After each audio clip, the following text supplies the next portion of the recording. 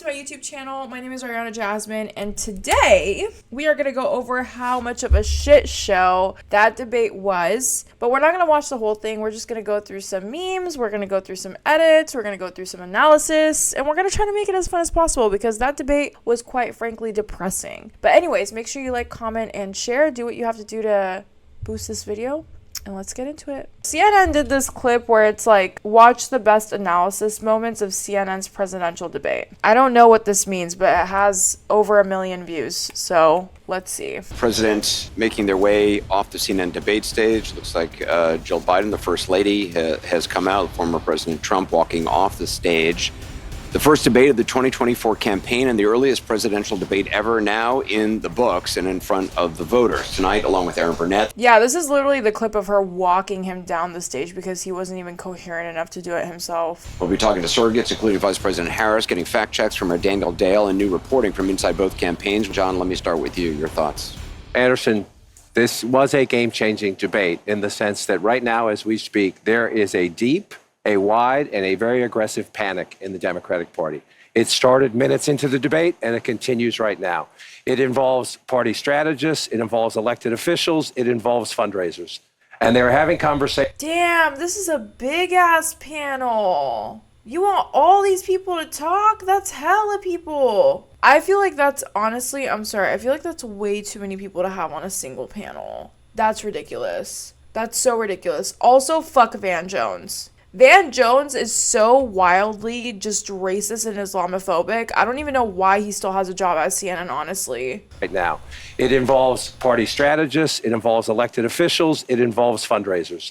And they're having conversations about the president's performance, which they think was dismal, which they think will hurt other people down the party in the ticket. And they're having conversations about what they should do about it. Some of those conversations include, should we go to the White House and ask the president to step aside? Other of the conversations are about, should prominent Democrats go public? And just to co-sign what John is saying, I mean, the panic that I am hearing from Democrats is not like anything that I have heard in this campaign so far. And a lot of it has to do with, first of all, there was a deep frustration about Trump's lies. I mean, he lied a lot tonight. But the problem for Biden was that Trump was able to take sometimes incredible falsehoods and turn them into some kind of argument, whereas Biden's answers were, in a lot of cases, not coherent. Deeply. I've said this before, I'll say this again. The point of a debate is so that your opponent says something and then you negate what they said, or you prove that their point is wrong. X, Y, and Z. You fact check what they say. And a lot of people are saying, well, that was CNN's job, but in my opinion, that's why you go on a debate panel. You go on a debate panel so that you can show how terrible your opponent is. You don't rely on the news station hosting the debate to do your job for you. That's not how this works. If you want to be the president of the United States, the most powerful whatever country in the world, you have to be able to defend yourself, okay? It's not the news station's job to defend you. Problematic that he was not able to take pretty straightforward answers and answer them to the American public. And then also at some points bringing things up that teed up Trump attacks. So there's a real concern here tonight that there's been some real damage done that cannot be undone. Biden solidified the perception among voters, but especially among his base. They were hoping that tonight would be a game changer. They are now seeing a president who is in the White House, who they do not necessarily believe can do this for another 4 years. David Axelrod? Look, I can't argue with either of them about how Democratic leaders are reacting to this poll. We said at the beginning that each person had a fundamental goal. And for Biden, that goal was to appear energetic, engaged, and look like someone who is capable of serving for another 4 years for president. That was job number one. I actually think he scored a bunch of points. I think if you just judge this on sort of policy stuff, he did score a bunch of points on issues like abortion, for example. Here's what I don't understand. Sure, you can score points on what you say with abortion and economic issues, fine, I'll give you that. But all of that is negated by the fact that you are very clearly physically incapable of running the country for 4 years.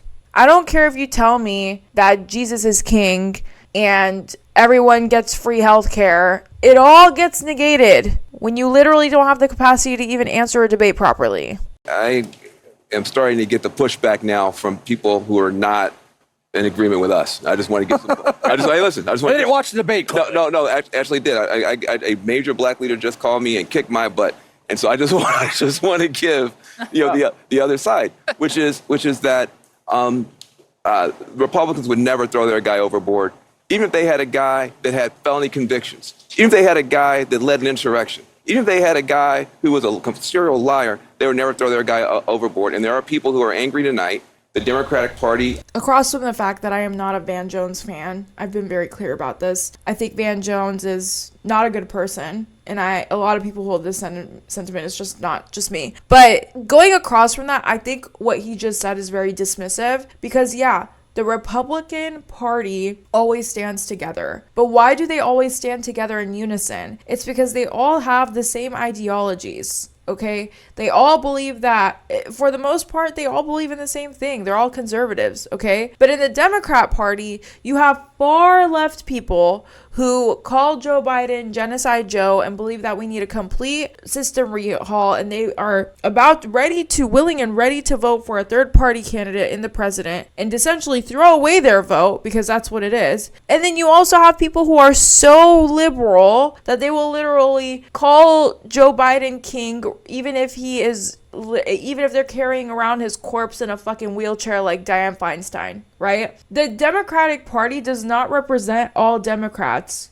okay? That's the fucking issue. There's a huge pendulum when it comes to left politics, but that pendulum does not exist for Republicans. So saying that, Democrats are quick to throw each other under the bus, but Republicans always stand behind each other's backs, why is that the case? Why? And a lot of these commentators don't have that depth.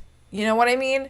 But then again, I also don't like Van Jones, so that could be another reason why. All right, this was pretty fucking boring, which is probably why general media, mass media at least, is dying out. I kind of want to see what Breaking Point said. We're back, everybody, and we just witnessed a profound moment, I think, in American history. It was great. I feel great about the country. I don't know about you guys. That one's going down in the history books. The single takeaway, I wish we could sit here as people who like policy and who would like to get into the back and forth. And the profound truth is this: we just witnessed, one of the saddest political moments, like maybe the political death of Joe Biden, and the absolute just shocking nature of his appearance, of his delivery.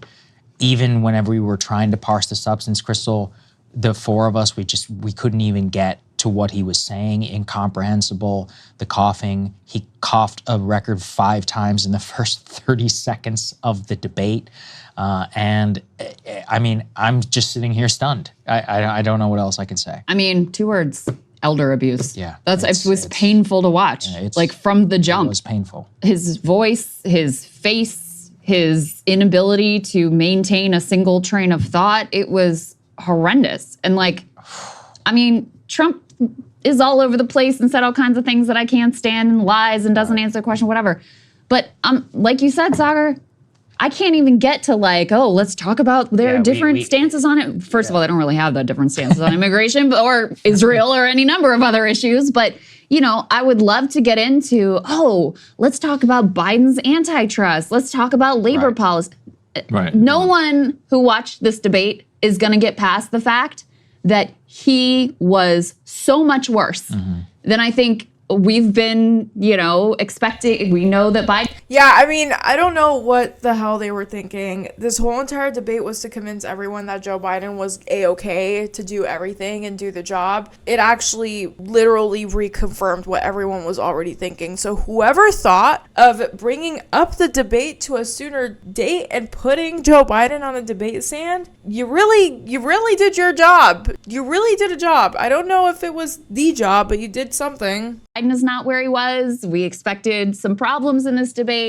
This was so far beyond what I anticipated. It's funny. In the beginning of this, I said there are some, decent number of grassroots Democrats who are kind of hoping that he has such a poor performance tonight that it just forces him off the ticket. That they have to pull him. Not because they don't like Biden, but because they want to beat Trump. So do you think this was that performance? It was that performance. If it was anything, it's this. I mean, that is. Yeah, it was that performance, but is it going to lead to that is a whole other fucking question, because I think Joe Biden as well as Jill Biden are so power hungry that they are willing to do anything to keep their spot in office. So although he did do a terrible fucking performance that should sort him out to him having to step down and retire like a normal fucking person, is that going to happen? Probably not. That is the If it's worst possible. That is So the worst moment of his life. Listen, going into this, I was like, it's gonna be Biden. Like, Right. I thought the anyone who thinks they're gonna pull him, you're delusional. It's gonna be Joe Biden. Like, deal with it. We all need to live in the realm of reality. This is when it's hitting home. After this, I'm like, Yeah. maybe. Crystal has called every mainstream reporter in the country and has gotten them to run the reporter. 2 sources say he has a cold. And as I said, presumably when you have a cold, you take Sudafed or something with pseudoephedrine. We know what a cold looks like. That's what it doesn't look like your brain melting in real time, the okay? stone face, the open mouth gape. I mean, anybody who has an elderly person in their life has understood what we all just witnessed. It was horrifying, almost from the very beginning. And just to give people a taste, too, as you said, Crystal, too, of what the mainstream coverage was. Let's put F1, please, up on the screen, just to give people an idea of how such an unmitigated disaster. This is from the AP. The AP, the most middle-of-the-road mainstream. And this is what they put out on their newswire to their entire subscriber service. Quote, in the first half hour of the debate, a raspy Biden delivers rambling answers while Trump counters with energy. Ooh, yo, this is bad. It's almost like everyone can see it other than like liberals.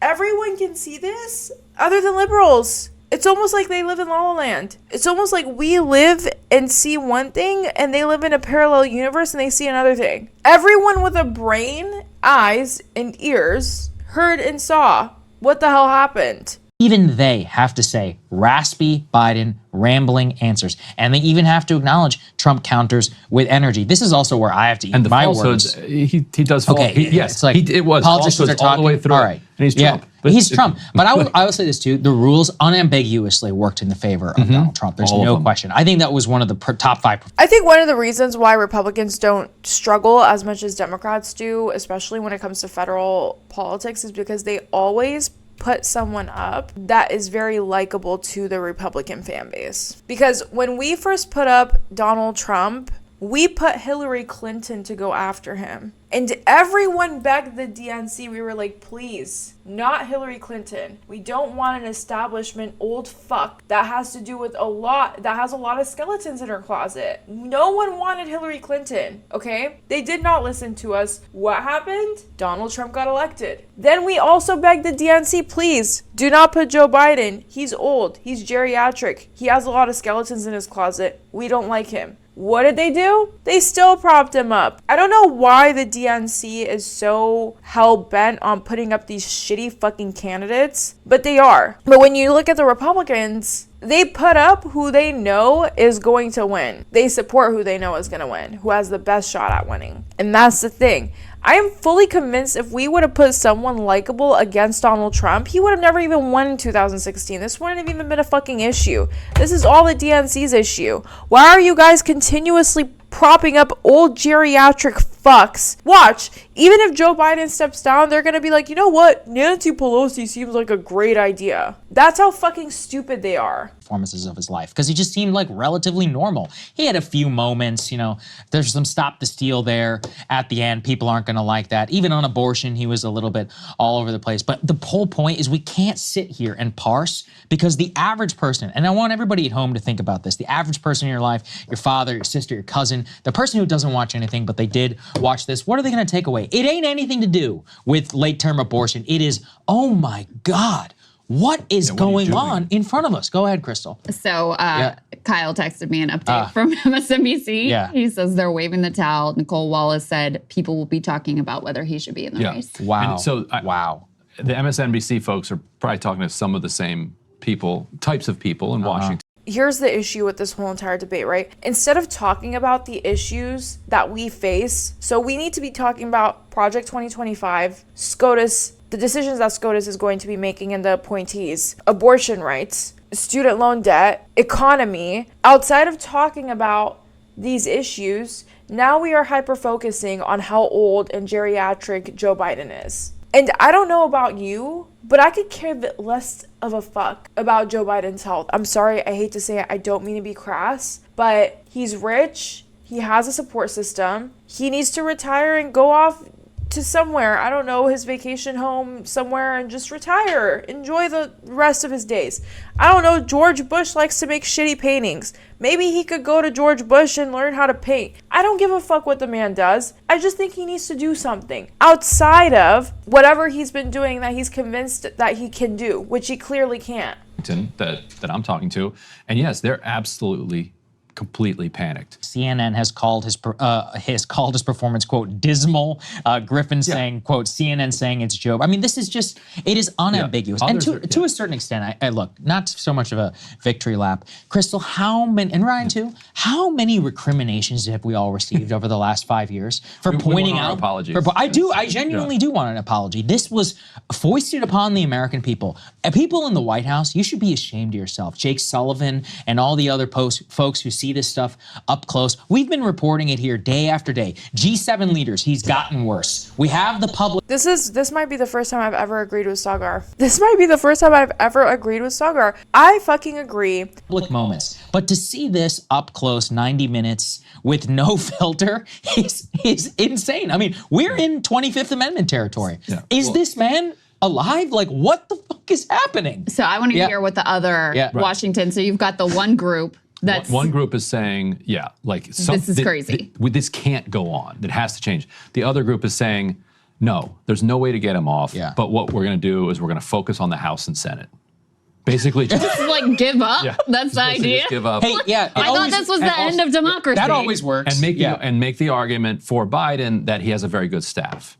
And that you want Democrats nominating the appointees. Right. You want Democrats in control of these agencies. Okay. All right. And you're probably going to lose, but you can maybe win the House and Senate. Okay. Right? And we went into this. Wait, isn't there a third group? No, that's basically it. Okay. Okay, I got it. There's no just delusional. And he was great. No, there's none of that. I thought he was Zero. very strong. There's none of that. Okay. Absolutely zero. Got it. And before this, the normal Democratic Senate candidate, like a Tester or a Jackie Rosen or something, was running about 5 to 6 points ahead of Biden already, which showed you that there isn't, and Democrats are heartened by this in the sense that they're like, oh, look, the public likes Democrats. Right. They just don't like Biden. Yeah. But it's like, well, but Biden is your nominee. Right. So they already had a 5-point gap before this. That could widen to something 10, historic. 15, You've 20, never had a situation where. Yeah, so Joe Biden was already, he was starting to do a little bit better in the polls. I was following the polls very closely, especially in places like Chicago and Philadelphia, Wisconsin, and he was starting to do a little bit better. Whenever SCOTUS comes out with a really bad ruling or, conversations about different things come up, it starts looking better for him. But the issue at hand is that he went on the debate stage, and the debate stage made it very clear to everyone and their mother who was watching, he's clearly not fit to be president or to do, quite frankly, any job, honestly. If I owned a business and Joe Biden came in for an interview, I wouldn't give him a job. I would be like, hey man, you need to retire. Like, open up a GoFundMe, make the money, and you gotta retire, my guy. Like, it's not looking good for you. The candidates are kind of pulling. The House and Senate candidates are pulling the presidential. Usually they ticket talk about along. coattails. It's coattails. Yeah, it's the opposite dynamic. Barack Obama brings along all these people, right? It's also, I just want to say to those in my chat who say that Joe Biden was doing great the next day, he was doing perfectly fine, he had a bad night. My boyfriend is a medical doctor, and I asked my boyfriend, I was like, hey, as a medical professional, what do you think is wrong with Joe Biden? And do you know what he told me? He said with a straight face, I think he has early onset dementia, because with early onset dementia, one day they can be totally fine and they can be totally operational, nothing is wrong with them, and then the next day they'll have a complete off day and there's nothing you can do about it. Now, with that being said, this is just my boyfriend's opinion. Obviously, he's not Joe Biden's medical doctor. He hasn't seen Joe Biden's medical history, so this is just his best guess. But I will take what my boyfriend says over what Jill Biden says.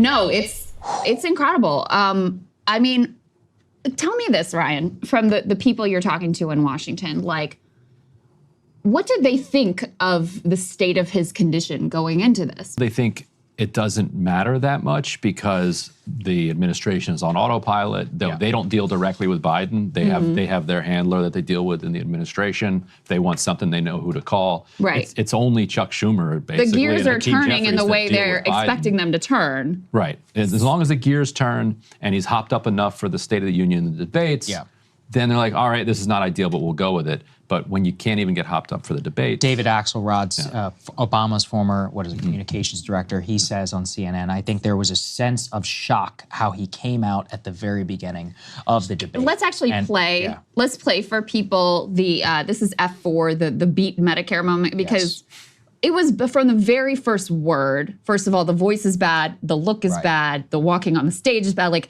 everything is slow. He's having trouble whining. He is coughing. But this was the moment when we all looked at each other and were like, if you want to roll the tape, you can actually go back and see that moment. All of us covered our mouths with like, absolute shock. All right, so shock. play F4, the beat Medicare moment for us. Making sure that we're able to make every single solitary person eligible for what I've been able to do with the with the COVID.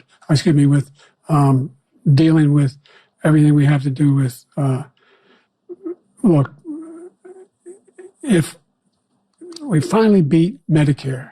We fully beat Medicare. Yeah, that was it. After struggling around for what he was even talking about. I mean, and Medicare had nothing to do with what the original question was. It just, and there were many other moments. Honestly, like, there's got to come a point where you just don't take American politics seriously.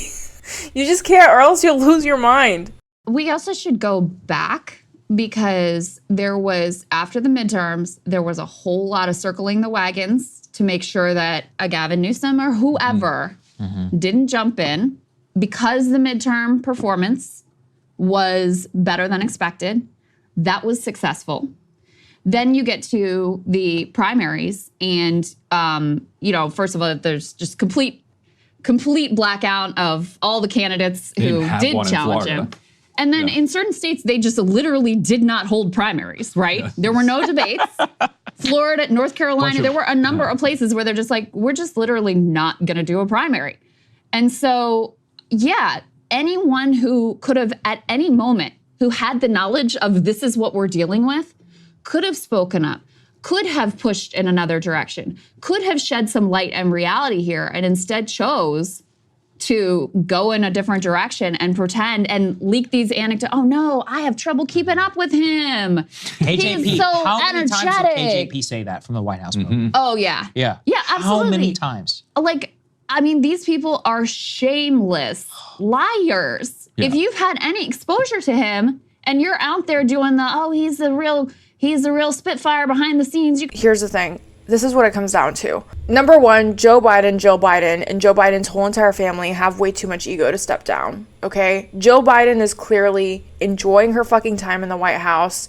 She's literally carrying Joe Biden around, trying to convince everyone that he's cool. And Joe Biden also has an ego alongside his wife, right? That's one thing. Number two, everyone who's working for Joe Biden would lose their job if Joe Biden is not the president anymore, because when the cabinet changes, they rehire people. Maybe some people will stay, maybe some people won't. But I can guarantee you, motherfuckers like Pete Buttigieg and other people in these positions probably want to keep their job for as long as they humanly can. So of course they're going to be like, oh yeah, Joe Biden's good. He's a firecracker. He's doing great behind the scenes. You guys just are all ableist and you guys don't like him, right? That's the second thing.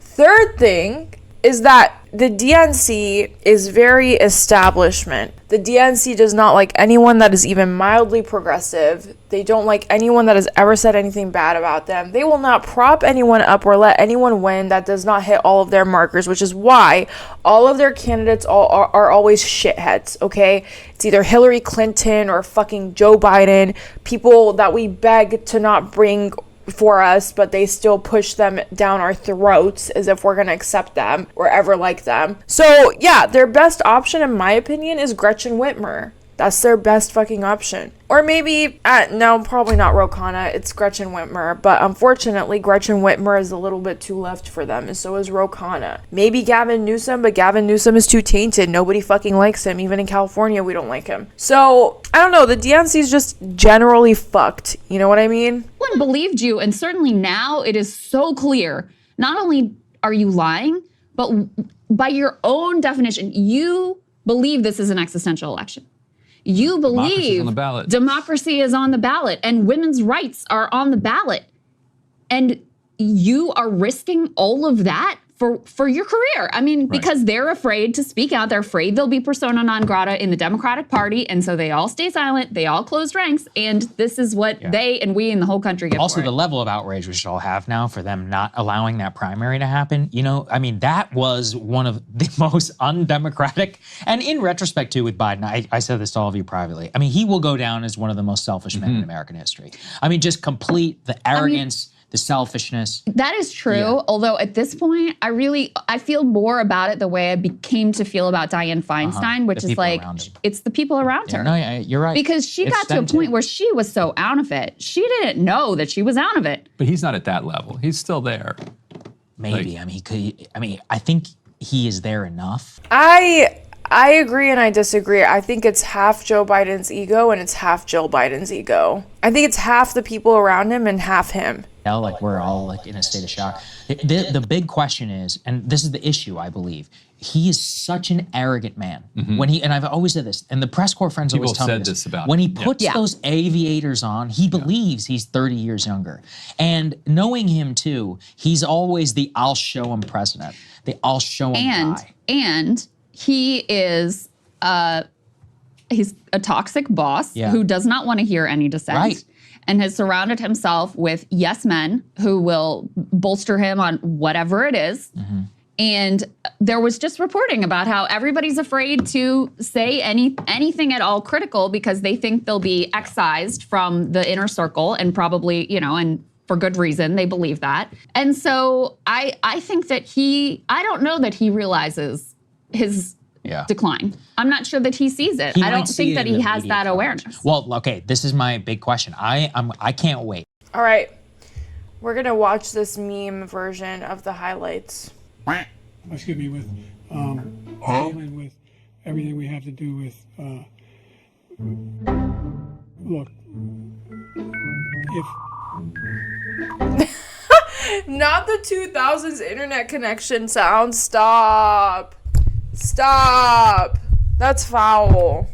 we finally beat Medicare. Thank you, President Biden. President Trump? Well, he's right. He did beat Medicare. He beat it to death. I'm not even gonna lie to you. Donald Trump kind of cooked there.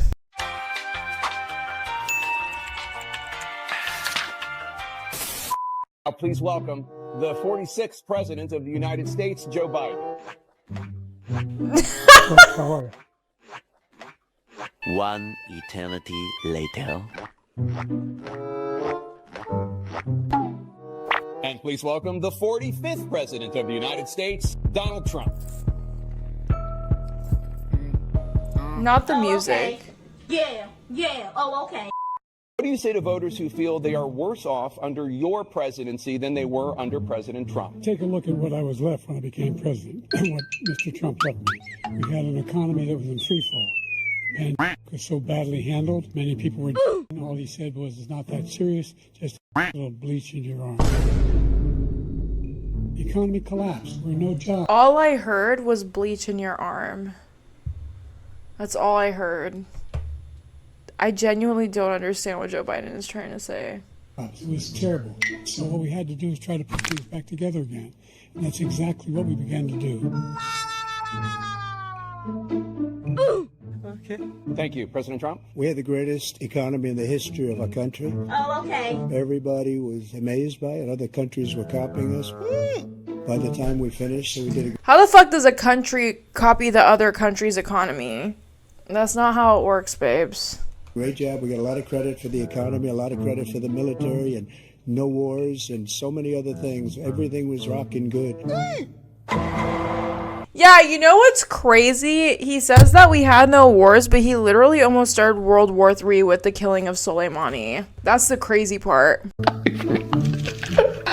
He thought we forgot. Countries that have been ripping us off for years, like China and many others, in all fairness to China, it's going to just force them to pay us a lot of money and give us a lot of power for other things. He had the largest national debt of any president in a 4-year period, number one. Number two, that $2 trillion tax cut benefited the very wealthy. What I'm going to do is fix the tax system. Why ain't you done it yet? We have 1,000 trillionaires. He said, when I'm in, I'm going to fix the taxes. You've been in for 3.5 years. You still haven't done it. You know, I love it when Joe Biden speaks as a matter of fact. Like, when you vote for me, I'm going to do this. But it's crazy because that worked the first time. It doesn't work anymore because we know you're bullshitting, sir. We know you're full of shit. Huh? I mean, billionaires in America. Oh. Okay. They, in fact, pay 8.2% in taxes. If they just paid 24%, 25%, either one of those numbers, they'd raise $500 billion in a 10-year period. Oh, really? That sucks. We have to do with, look, if we finally beat Medicare. Thank you, President Biden. President Trump? Well, he's right. He did beat Medicare. He beat it to death. These millions and millions of people coming in, they're putting them on Medicare. They're trying to put them on Social Security. He will wipe out Social Security. He will wipe out Medicare. So he was right in the way he finished that sentence, and it's a shame. It was at this moment that he knew. He f***ed up. I'm friends with a lot of people. Okay. Foreign countries cannot believe what happened to the United States of America. We're no longer respected. They don't like us. We give them everything they want, and they think we're stupid. They think we're very stupid people. Yeah, it's true. Ask about it. Ask. Former President Trump, you take credit for the decision to overturn Roe v. Wade, which returned the issue of abortion to the states. Correct. However, the federal government still plays a role in whether or not women have access. As president, would you block abortion medication? First of all, the Supreme Court just approved it, and I agree with their decision, and I will not block it. Everybody wanted to get it back to the states. Everybody, without exception. Democrats, Republicans, liberals, conservatives. Everybody wanted it back. Religious leaders, 3 great Supreme Court justices. Bro, this is so bad. Joe Biden just looks so fucking out of it. Like, this man is on Pluto. He's not even on Earth. Jesus Christ, and he did nothing wrong. He was nailed to the cross. That's how I feel. It's been a terrible thing, what you've done. Oh, okay. This is a little like saying we're going to turn civil rights back to the states, that each state have a different rule. The idea that the founders wanted the politicians to be the ones making decisions about women's health is ridiculous. What the fuck? What the fuck was that answer? He literally had abortion in the bag. What the hell was that? Boom, in the 9th month. And baby. That is simply not. Everything that guy just says, bull. Thank you. He's willing to, as we say, the baby out of the womb in the 9th month. And baby. That is simply not true. Roe v. Wade does not provide for that. He lies! Only if a woman's life is in danger, she's going to. That's the only circumstance in which that can happen. But we are not for late term. Period. Okay. President Trump, we will get to immigration later in this block. President Biden, I want to give you an opportunity to respond to this question about the national debt. He had the largest national debt of any president in a 4-year period, number one. Number two, that $2 trillion tax cut benefited the very wealthy. What I'm going to do is fix the tax system. For example, we have 1,000 billionaires in America. And what's happening? They're in a situation where they, in fact, pay 8.2% in taxes. If they just paid 24%, 25%, either one of those numbers, they'd raise $500 billion, I should say, in a 10-year period.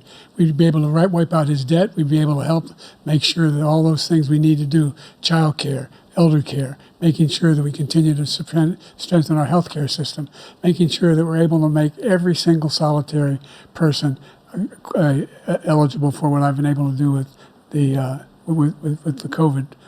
With dealing with everything we have to do with. Look, if we finally beat Medicare. Oh my God. So bad. President Trump, staying on the topic of immigration, you've said that you're going to carry out, quote, the largest domestic deportation operation in American history, unquote. Does that mean that you will deport every undocumented immigrant in America, including those who have jobs, including those whose spouses are citizens, and including those who have lived here for decades? And if so, how will you do it? Just 1 second. He said we killed 3 people. The people we killed are al-Baghdadi and Soleimani, the 2 greatest terrorists. Al-Baghdadi and Soleimani. It's Soleimani. It's literally not that hard to pronounce. Biggest terrorists anywhere in the world. Yeah, he killed al-Baghdadi. And it had a huge impact on everything, not just border, on everything. He's the one that killed people with the bad water, including hundreds of thousands of people dying and also killing our citizens when they come in. We are living right now in a rat's nest. They're killing our people in New York, in California, in every state in the union, because we don't have borders anymore. Every state is now a border. And because of his ridiculous, insane, and very stupid policies, people are coming in and they're killing our citizens at a level that we've never seen. We call it migrant crime. I call it Biden migrant crime. They're killing our citizens at a level that we've never seen before. And you're reading it like these 3 incredible young girls over the last few days. One of them, I just spoke to the mother, and they just had the funeral for this girl, 12 years old. This is horrible what's taken place. What's taken place in our country, we're literally an uncivilized country now. What does he even mean by we're an uncivilized country now? What does that even mean? Seen anything like, and we have to get a lot of these people out, and we have to get them out fast because they're going to destroy our country. Just take a look at where they're living. They're living in luxury hotels in New York City and other places. Our veterans are on the street. They're dying because he doesn't care about our veterans. He doesn't care. He doesn't like the military at all, and he doesn't care about our veterans. Nobody been worse. I had the highest approval rating for veterans taking care of the VA. He has the worst. He's gotten rid of all the things that I approved, choice that I got through Congress, all of the different things I approved, they abandoned. We had by far the highest, and now it's down in less than half. It honestly just seems like Joe Biden is having a very hard time following everything Trump is saying. Like, he needs to be taking notes. He needs to be articulating what he's about to say. He just seems like he's struggling. One, for example, veterans are a hell of a lot better off since I passed the PACT Act. 1 million of them now have insurance, and their families have it. Their families have it because what happened, whether it was Agent Orange or burn pits, they're all being covered now. And his group opposed that. We're also in a situation where we have great respect for veterans. My son spent a year in Iraq, living right next to one of those burn pits, came back with stage 4 glioblastoma. I was recently in France for D-Day, and I spoke all about those heroes that died. I went to the World War I cemetery he refused to go to. He was standing with his 4-star general, and he told me, he said, I don't want to go in there because they're a bunch of losers and suckers. My son was not a loser, was not a sucker. You're the sucker. You're the loser. President Trump? First of all, that was a made-up quote, suckers and losers. They made it up. It was in a third-rate magazine that's failing. It wasn't in a third-grade magazine. It was in The Atlantic, which is arguably one of the top 10 most respected papers in America, but I digress. Veterans, because nobody's taken better care. I'm so glad this came up, and he brought it up. There's nobody that's taken better care of our soldiers than I have. To think that I would, in front of generals and others, say suckers and losers. We have 19 people that said it was never said by me. It was made up by him, just like Russia was made up, just like the 51 intelligence agents are made up, just like the new thing with the 16 economists are talking. It's the same thing. 51 intelligence agents said that the laptop was Russia disinformation. It wasn't. That came from his son, Hunter. It wasn't Russia disinformation. He made up the suckers and losers, so he should apologize to me right now. 4-star general standing to your side who was on your staff who said you said it, period. That's number one. And number two, the idea that I have to apologize to you for anything along the line. We've done more for veterans than any president has in American history. and they now are their family. The only sacred obligation we have as a country is to care for our veterans when they come home and their families and equip them when they go to war. That's what we're doing. That's what the VA is doing now. They're doing more for veterans than ever before in our history. All right, thank you so much. I just can't. I'm sorry, y'all. I tried. I was trying to find shit to say, and I'm like, I literally don't really fucking have anything to say to this. Like, they both just suck so fucking bad. I don't know how else to put it. We're fucked either way. We are fucked either way. And that's where I'm gonna end this video at. Thank you so much for watching my channel. Make sure you like, comment, subscribe for more of reviews of the news, I guess. And I'll see you next time.